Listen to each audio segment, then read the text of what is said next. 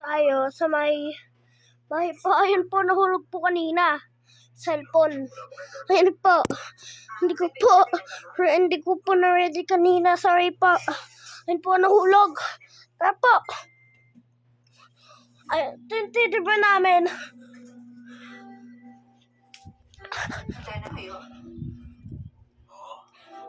Isang galaw ko na nga yan gamitin. Tininam. Balik na ako. Huwag mo ihagis ng ihagis. Ba't ihagis ng ihagis? Dati yung cellphone ko, oh. Dadat! Sabi! Ay, yung patutoy ko, guys. Dito po tayo.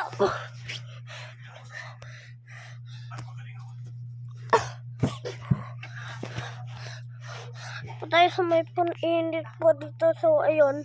Pwede tayo mag-aircon. Tara po. Tara na. Ito kasi tayo sa may marami diyang damit. Tara po. Daddy, aircon tayo, Daddy. No. Aircon. Daddy, aircon. Hindi. Ayun guys, papatin ko ilaw kasi maganda.